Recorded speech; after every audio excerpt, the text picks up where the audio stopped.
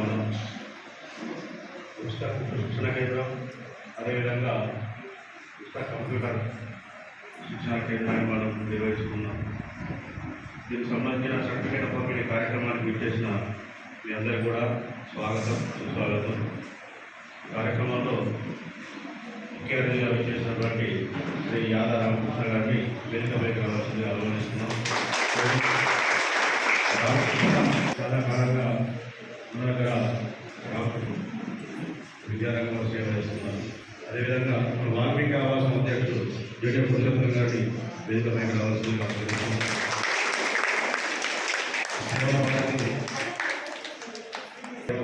సహసేవకులు శివశంకర్ గారిని వేదికపైకి రావాల్సిందిగా ఆహ్వానిస్తున్నాం. సేవామూర్తి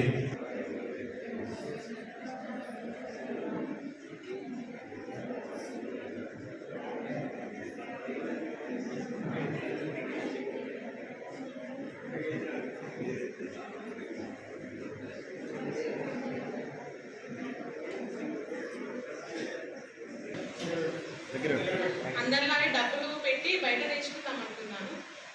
నాకు తెలిసిన వాళ్ళు ఈ ఉచిత కుట్టు మిషన్ మెసేజ్ను నాకు పంపించారు. ఆ తర్వాత జాయిన్ అయితే ఫ్రీయే కదా, అంత బాగా నేర్పుతారో లేదో అని అనుమానం వచ్చింది. జాయిన్ అయిన తర్వాత కవిత మేడం గారైనా నా తోటి స్నేహితులైనా నాకు కొంచెం సలహాలు ఇస్తూ నేర్పించారు. నాకు అసలు టచ్ లేదు కుట్టు మిషన్. నేను బీఈడీ వరకు చదువుకున్నాను. కుట్టు మిషన్ నేర్చుకుంటే అక్కడికి వచ్చిన తర్వాత భయం అయింది. ఎట్లా నేర్పుతారో ఫ్రీ కదా అనిపించింది.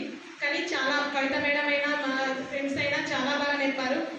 కవిత మేడం గారు ఓపిక కొద్దీ చాలా బాగా నేర్పారు. నాకు ఏదైనా డౌట్స్ వచ్చినా మళ్ళీ ఓపిక కొద్దీ నేర్పారు. ఇక్కడికి వచ్చిన తర్వాత స్టిచ్చింగే కాకుండా ఈ సత్యం సార్ అయినా అసఫల్ సార్ అయినా కానీ అప్పుడప్పుడు మధ్యలో వస్తూ మోటివేషన్ క్లాసెస్ ఇస్తూ వెళ్ళారు. నేర్చుకునే యొక్క తపన ఉంటే ఎలాంటిదైనా అవలీలగా నేర్చుకోవాలనే యొక్క కోరిక ఉన్నప్పుడు అన్నీ నేర్చుకోవచ్చని తాను తెలియజేస్తే వెంటనే ఒకరోజు లేట్ అయినా మొదటి రోజు నేను అటెండ్ కాలేదు. నెక్స్ట్ డే వచ్చి సత్యం సార్ వచ్చి విషయం చెప్పి ఆ రోజు నుండి కంటిన్యూగా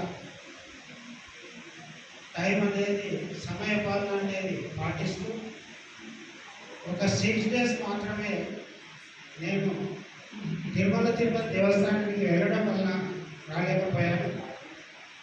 అయితే దాదాపుగా క్లాసెస్ చెప్పించారు, చాలా బాగా చెప్పారు.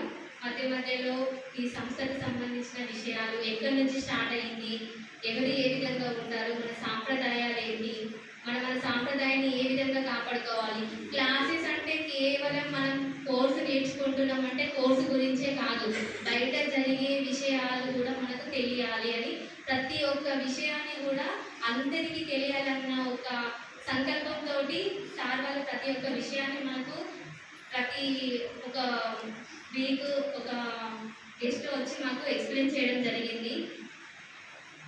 చాలా బాగా చెప్పారు. ఇది ఇలా అవుతుండడంతో క్లాసెస్ అయిపోయినాక నాకు ఉచిత కుట్టు శిక్షణ గురించి వెళ్ళి తెలిసింది. నేను అక్కడికి కూడా వెళ్ళాను.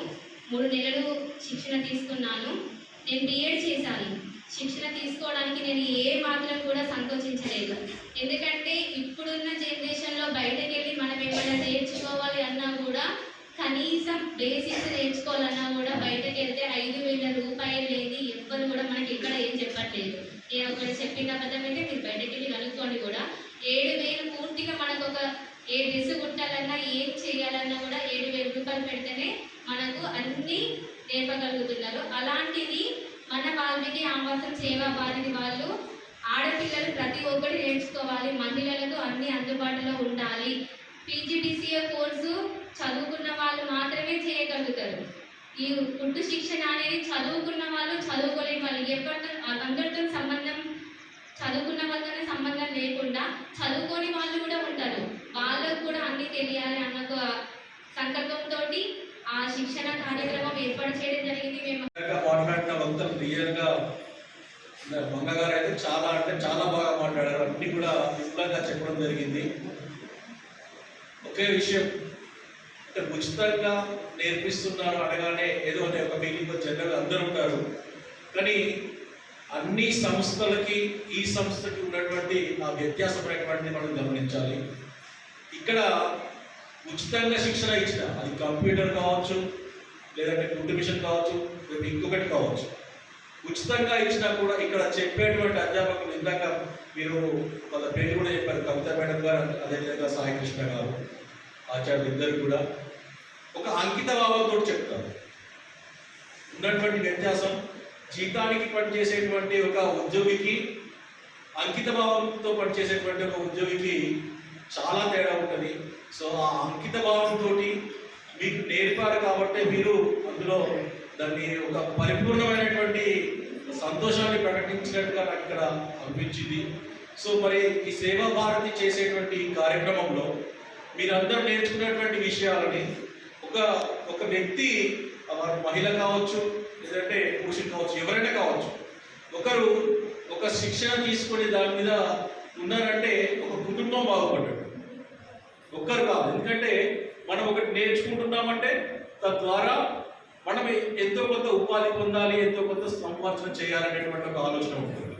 సో ఒక వ్యక్తి ఆ విధంగా ఉన్నాడు అంటే ఇక్కడ మెయిన్ ఏంటి, ఇక్కడ కేవలం ఉచితంగా నేర్పించడం అనేటువంటిదే కాకుండా మనకు విద్యతో పాటుగా ఏదైనా విద్యనే, అది కుట్టు మిషన్ కావచ్చు, ఇంకోటి కావచ్చు, ఆ జ్ఞానాన్ని నేర్చుకున్నామంటే అది విద్య. సో ఆ విద్యతో పాటుగా ఇక్కడ వినయం, సంస్కృతి, సాంప్రదాయం అనేటువంటిది వస్తుంది. సో ఈరోజు వాల్మీకి ఆవాసం సేవా భారతి కావచ్చు, లేదా దీనికి అనుబంధ సంస్థలు కావచ్చు, ఇవన్నీ కూడా మనకు సనాతనంగా వస్తున్నటువంటి ఆచార సాంప్రదాయాన్ని, మన భారతదేశం యొక్క మూలాలని, విలువలని, ఇవన్నింటినీ బోధించడంలో ప్రముఖ పాత్ర పోషిస్తున్నాయి. కాబట్టి దాన్ని మనం ఎవరైతే నేర్చుకున్నారో మీరు కూడా ఇదే సంస్కృతి సాంప్రదాయాన్ని మన తర్వాతి తరాని వారికి అందించే వారిగా ఉండాలి. అందులో ముఖ్యంగా ఇక్కడ మహిళలు ఉన్నారు. వాస్తవంగా సంస్కృతి సాంప్రదాయం అనేటువంటిది మహిళల ద్వారా మాత్రమే సాధ్యమవుతుంది. చూడండి, ఈరోజు అందించడం అనేటువంటిది ఒక చిన్న మాట కాదు. డెఫినెట్లీ అది మీకు యూస్ఫుల్గా ఉంటుంది. డెఫినెట్లీ మీకు టాలీలోనైతే విపరీతమైనటువంటి, ఎందుకంటే కామర్స్ డెవలప్మెంట్ అనేటువంటి ప్రపంచవ్యాప్తంగా గ్లోబల్లీ చాలా ఉన్నది. సో టాలీలో చాలా అవకాశాలు ఉన్నాయి కాబట్టి దాన్ని మీరు సరైన రీతిలో వినియోగించుకొని విద్యలోకి రావాలని చెప్పేసి మనస్ఫూర్తిగా ఆకాంక్షిస్తూ, అదేవిధంగా ఈ వాల్మీకి సేవా భారతి కార్యక్రమాలకి మా వంతు సహకారంగా ఎప్పటికీ ఎల్లవేళలా మేము కూడా తోడ్పడతామని చెప్పేసి మనం ఆ యొక్క ప్రొస్పెక్టివ్ పనిచేస్తుంది. అందులో భాగంగానే ఈరోజు ఇప్పటి వరకు కూడా ఈ కంప్యూటర్ శిక్షణ కేంద్రంలో నేర్చుకున్న పిల్లలు ఇప్పుడే మేడం గారు చెప్తుంటే ఒక అమ్మాయికి ఉద్యోగం కూడా వచ్చిందంటే ఆ అమ్మాయి ఎంతమందికో మాట్లాడే శక్తి రావడం. అట్లనే ఆ అమ్మాయికి నేర్పిన స్టూడెంట్స్, ఇక్కడున్న స్టూడెంట్స్ కూడా ఒక మంచి ఇన్స్పిరేటివ్ ఎంకరేజ్మెంట్. అట్లనే వాళ్ళ కంప్యూటర్ లాస్ట్ టైం కూడా కంప్యూటర్ పిల్లలు ఇద్దరు వచ్చినప్పుడు కూడా వాళ్ళు చాలా వాళ్ళ అనుభవం చెప్పడం జరిగింది. ఈరోజు ముగ్గురు చెప్పినప్పటికీ వాళ్ళు చాలా దాంట్లో కంప్లీట్ వాళ్ళు ఇన్వాల్వ్ అయిపోయి నేర్చుకొని చాలామంది చెప్పలేకపోతున్నారు. కానీ వాళ్ళ అనుభవాలు మాత్రం వాళ్ళు ఉంచుకున్నారు. వాళ్ళ కుటుంబ సభ్యులు కానీ వాళ్ళకి సంబంధించిన వాళ్ళతో మాత్రం వాళ్ళు పంచుకుంటున్నారు. డెఫినెట్గా అది కంపల్సరీ వాళ్ళ జీవన విధానం లోపల ఈ యొక్క అనుభూతులు మాత్రం డెఫినెట్గా శాసిస్తాయి. ఆ ప్రధాన మార్గంలోనే వాళ్ళందరూ ప్రయాణిస్తారు.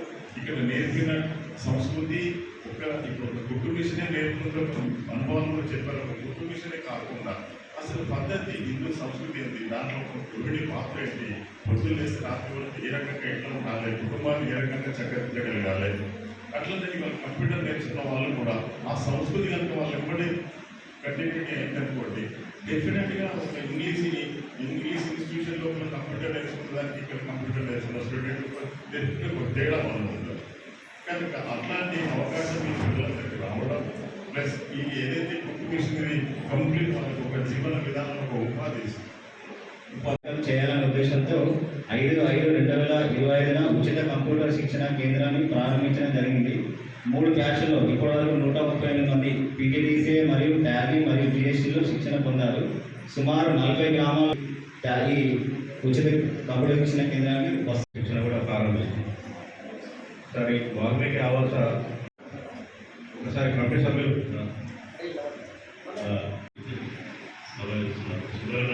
సేవాభారతి జిల్లా అధ్యక్షుడు రామకృష్ణ గారు.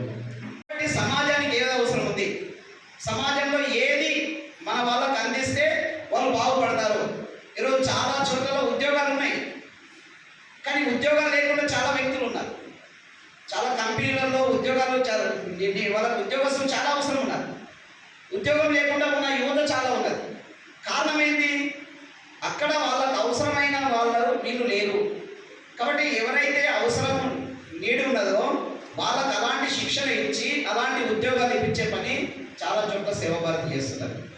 ఈరోజు చెప్పారు అగ్నివీర్, తర్వాత మిగిలిన పోలీస్ సంబంధించిన జాబులు పడుతున్నాయి, కానీ మరి వాటికి ఎన్నిక కావడానికి చాలామంది కావట్లేదు. కారణం ఏంటి? ఆ శిక్షణను పొందే ఆర్థిక స్తోమత కానీ ఆ శిక్షణను ఎలా పొందాలని తెలియక కానీ చాలామంది అప్లికేషన్ పెట్టుకోలేక చాలామంది అలాంటివి పొందలేకపోతున్నారు. ఒకటి మిలిటరీ జాబ్ అంటే మిలిటరీ మాత్రమే కాదు, దాంట్లో ఒక 10 రకాలు ఉన్నాయి. గన్ను పట్టుకోవాల్సిన అవసరం లేదు. అక్కడ చాలా చాలా ఉద్యోగాలు ఉన్నాయి. అలాంటి ఉద్యోగాలు 8వ తరగతి పాస్ అయిన వాళ్ళకు కూడా ఉద్యోగం ఉంది మిలిటరీలో. అది తెలియని వాళ్ళు చాలామంది ఉన్నారు. కాబట్టి సేవాభారతి కార్యకర్తలు ఏం చేస్తారంటే ఇలాంటి అనేక మందికి విషయాలు తెలిపి వాళ్ళందరినీ ఒక స్థాయికి తీసుకొచ్చి సమాజంలో వాళ్ళ కాలం మీద వాళ్ళు నిలబడే విధంగా ఆవాసం సేవాభారతి ఇప్పటిదాకా మన భర్త గారు చెప్పినట్టు 18 దేశాలలో నిర్వహించిన ఒక గొప్ప కార్యక్రమం. ఇందులో అంటే ఓన్లీ సేవ అంటే అందరికీ సహాయపడటమే కాకుండా వాళ్ళకు కంప్యూటర్ శిక్షణ మరియు కుట్టు మిషన్ శిక్షణ ఇచ్చి వాళ్ళ కాళ్ళ మీద వాళ్ళను నిలబడేటట్టు చేసి తద్వారా వారి నుంచి మళ్ళీ సేవ చేయించాలని ఒక గొప్ప కార్యక్రమం నిర్వహించడం జరిగింది. ఈ కుట్టు మిషన్లు ఇవే కాకుండా ఇప్పటిదాకా మన సంఘబాధ్యులు చెప్పినట్టు ఏసీ మెకానిక్ కానీ ఎలక్ట్రిసిటీ కానీ ఏవైతే అంటే 3 నుంచి 4 నెలల కార్యక్రమంలో ఆ శిక్షణ పొందితే మనకు వెంటనే మనము దానికి ప్లేస్మెంట్ అయ్యే అవకాశం ఉంటుంది. అంటే చాలామందికి ఎక్కడైతే చదువుకుంటే మనం ఎక్కడో బీటెక్ చేసి హైయెస్ట్ లెవెల్లో చదువుకుని హైదరాబాద్లో ఉద్యోగాలు చేయాలనే ఉద్దేశం కాకుండా ప్రతి స్థాయిలో ఇప్పుడు మన సొసైటీలో ఎక్కడైతే గ్యాప్స్ ఉన్నాయో వాటిని అన్నింటినీ ఐడెంటిఫై చేసి వాటిని 3 నుంచి 4 నెలల శిక్షణ కార్యక్రమాలుగా చేసి వాటిని అందరినీ శిక్షణ ఇవ్వడం జరుగుతుంది. అంతేకాకుండా వీరు తల్లిదండ్రులు లేని పిల్లలకి వాళ్ళకి ఆవాసం కల్పించి వాళ్ళకి చదువు చెప్పడం అనేది ఒక గొప్ప కార్యక్రమము. వాళ్ళ ఆ కాన్సెప్ట్లోనే ఉంది. వాళ్ళని అనాథ పిల్లలను అనకూడదు అనే ఒక గొప్ప మనసు ఉన్నది. అందులోనే వాళ్ళ సేవను వాళ్ళ దాన్ని జోడించి వాళ్ళు ఆ తల్లిదండ్రులు లేని పిల్లలకు కార్యక్రమాలు నిర్వహించడము, మరి ఎవరైతే యువకులకు ఈ శిక్షణ ఇప్పించి వారు సెటిల్ అయ్యేటట్టు చేయడము. అంతేకాకుండా దీని ద్వారా సమాజంలో ఎలాంటి అసూయాలకు పోకుండా అందరూ కలిసిమెలిసి ఉండాలనే ఒక భావనను తీసుకురావడం అనేది ఒక గొప్ప ఉద్దేశం. మీ అందరికీ తెలుసు, అంటే అందరం పొరుగు వారితో కలిసి ఉండాలనే ఒక కాన్సెప్టే చాలా మంచి కాన్సెప్ట్. దీని మీద రీసెర్చ్ కూడా జరిగిన సందర్భాలు ఉన్నాయి. మీరు ఒక రూమ్లో కూర్చొని నాకు వ్యతిరేకంగా నాకు పడని వ్యక్తులు ఒక లిస్టును రాసుకొని ఈ 10 మందిని నేను ఈ రోజు నుంచి క్షమించాలని మీరు అనుకుంటే నెక్స్ట్ డే నుంచి మీ శరీరంలో మీకున్న ఇబ్బందులు అంటే జబ్బులు జరిగిన సందర్భాలు కూడా ఉన్నాయి. అంటే ఒక యూనివర్సల్ కాన్షియస్నెస్ అనేది అందరితో కలిసి ఉండడం అనేది అందరితో మంచిగా ఉండడం అనేది మన సమాజానికి అవసరం. తద్వారా మన ఒక గొప్ప సమాజం నిర్మించబడుతుందని ఈ సందర్భంగా తెలియజేస్తూ ఎవరైతే శిక్షణ పొందిందో వాళ్ళందరికీ అభినందనలు తెలియజేస్తూ నన్ను ఆహ్వానించి నా ద్వారా ఈ కార్యక్రమం నిర్వహింపజేస్తున్నందుకు సంఘబాధ్యులందరికీ ధన్యవాదాలు తెలియజేస్తున్నాను. పేరు చదివినగానే ఉన్న వాళ్ళు వచ్చి తీసుకోండి, సర్టిఫికెట్ తీసుకొని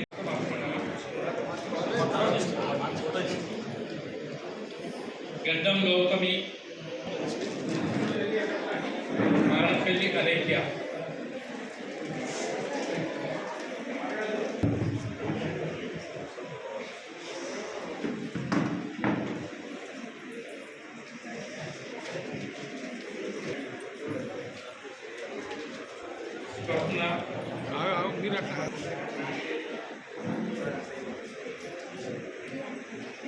కల్లపల్లి అనుష,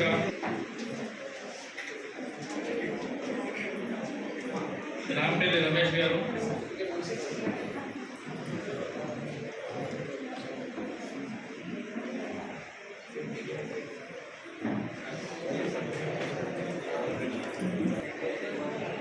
చేస్తాం